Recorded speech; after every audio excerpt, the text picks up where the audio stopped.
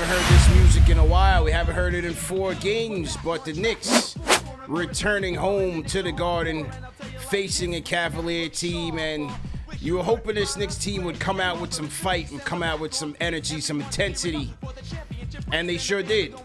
And that was led by number 30, Julius Randle, who was in a Splash Brother bag early, getting red hot from 3 from start to finish.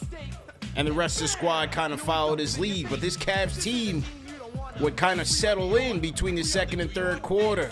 Spider Mitchell picking it up, Darius Garland, Jared Allen having his way in the paint. Cavaliers defense tightening up. But at midway through the third, the Knicks would pick it back up. And into the fourth quarter, man, shout out to Obi Toppin once again chipping in. Isaiah Hartenstein, Emmanuel Quickly. It got a little bit dicey in the end. It wasn't pretty, but it was gritty.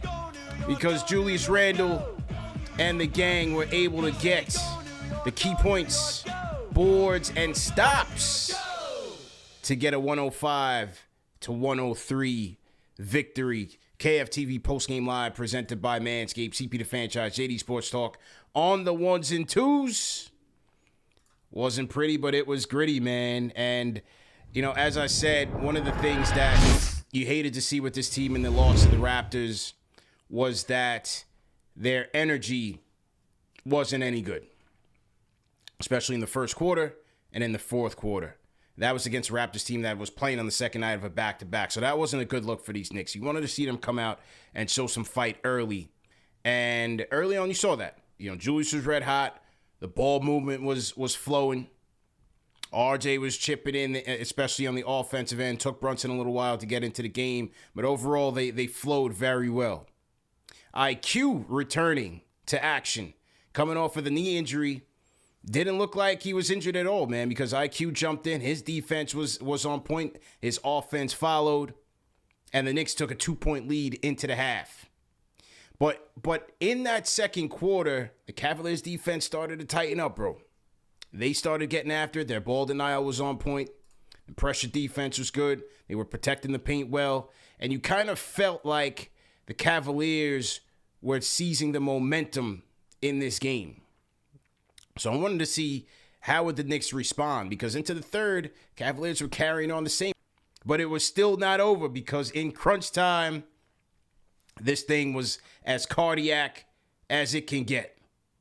So many ebbs and flows. Garland, Mitchell putting pressure on the Knicks. The Cavs getting one possession where they had 3 straight offensive rebounds.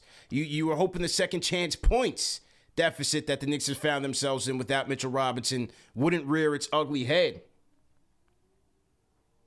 RJ Barrett's air ball with 14 seconds left. Boy, oh boy, I'm sitting there like, where's Emmanuel Quickly? Again, it seems like every time I try to hold these guys accountable, they step up and play well. And tonight it was Isaiah Hartenstein. Got to give credit where it was due, because Hartenstein, in crunch time, got the key rebounds offensively, defensively, and 2 key blocks on Donovan Mitchell, especially the one at the end, to help seal the deal for the Knicks, man. 105-103. Julius Randle ties his career high in 3-pointers with 8. So that's a benchmark for him there. I guess when he gets 9, he'll set a record for himself. And you know, listen, it's not going to be perfect with Julius, right? Like you saw it in, you know, back-to-back sequences there late in the fourth where he had a positive play, then he didn't have a positive play, and then he got back. So in all of that, you got to give him credit in that he's fighting. He's battling out there. He's fighting. You see him engage with the crowd, trying to get the crowd involved.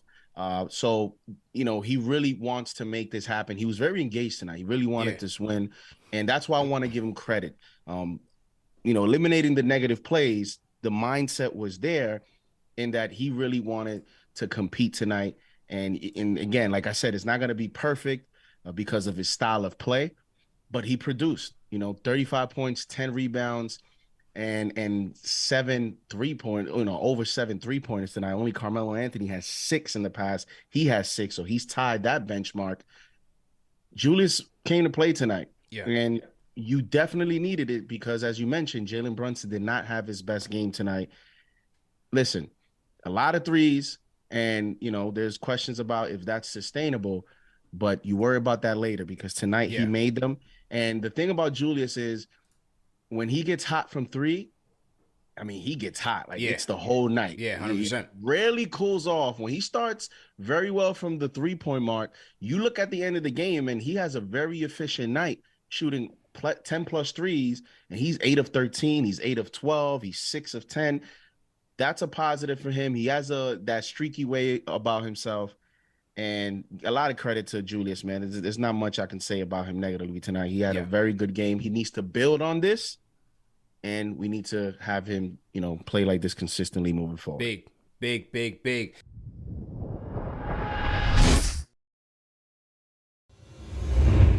First of all, thank God our Hart showed up because he been a cone. Yeah. That's number one. That's right. Yeah. Number 2, quickly, it may not have shown in the box scores, but he was crucial tonight. Quick was great tonight. He showed a lot tonight. Yeah. I don't know if everybody was watching the intangibles that he showed, but he did a lot tonight. It may not have showed, but he did a lot tonight. Julius Randle, he balled as usual. I'm one of them guys that I'm not really fond of Tibbs. I just do not like the way that he utilizes his team. I just don't. He needs to get his rotations in order. Jalen Brunson, he had a tough night going against somebody, 6'5"? Is he 6'5"? Brunson, who? Brunson 6'5"? No. Not Brunson. The guy he was guarding. No, was it Garland? Garland. They might be around the same height. Garland definitely not 6'5". Well, whoever Jalen Brunson was on for the rest of the for the most of the night, he was taller than him. Brunson couldn't do nothing with him. I get it. I understand it. It ain't gonna be a night every day in the NBA. It happens. It's just the way the league is built. But this is a good win for the Knicks. Thank God they got this win, and thank God that this guy, iHeart, finally showed up because I've been trashing him in the comments. I've been trashing him. He has been god awful. So I'm glad he finally showed up tonight. Yeah. And Chuck D, P.E., y'all have been inspiration forever. So thank you very much for everything that you've done for the hip-hop community and for KFTV. Y'all are the truth. Thank you. I will sign off. Rapid fire. We'll be back Thursday night as the Knicks take on the Celtics. Prime time on TNT. JD, good show, man. We out of here. Peace.